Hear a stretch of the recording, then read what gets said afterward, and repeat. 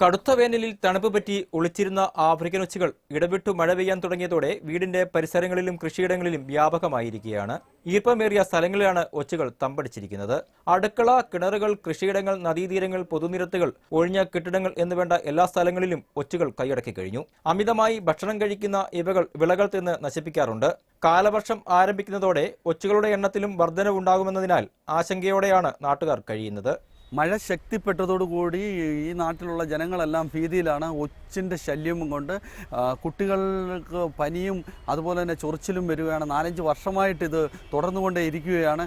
അതിനൊരു ശക്തമായ ഒരു നടപടി ഉണ്ടായേ മതിയാകത്തുള്ളൂ. ജനങ്ങൾ മൊത്തം ഭീതിയിലാണ്. 2005-ൽ കോന്നി പഞ്ചായത്തിലെ മടത്തിൽക്കാവ് പ്രദേശത്ത് ആദ്യമായി കണ്ട ആഫ്രിക്കൻ ഒച്ചുകൾ ആദ്യം കൗതുകമായിരുന്നെങ്കിലും പിന്നീട് നാട്ടുകാരുടെ ഊണും ഉറക്കവും കെട്ടിത്തുടങ്ങി. കൃഷിയിടങ്ങളിലും മരച്ചിലകളിലും കണ്ടിരുന്ന ഒച്ചുകൾ പിന്നീട് വീട്ടുകളിലേക്കും പൊതുനിരത്തുകളിലേക്കും അവസാനം കിണറുകളിലും ആഹാര സാധനങ്ങൾക്കിടയിലും വരെ എത്തിയതോടെ ശുചീകരണവും പ്രതിരോധ നടപടികളും നടത്തിയെങ്കിലും ഒച്ചുകളെ തുരത്താനായില്ല. കഴിഞ്ഞ 11 വർഷക്കാലമായി ഓരോ മഴക്കാലവും ആഫ്രിക്കൻ ഒച്ചുകളെ കൊണ്ട് പൊറുതിമുട്ടുകയാണ് കോന്നി നിവാസികൾ. റിപ്പോർട്ടർ, പത്തനംതിട്ട.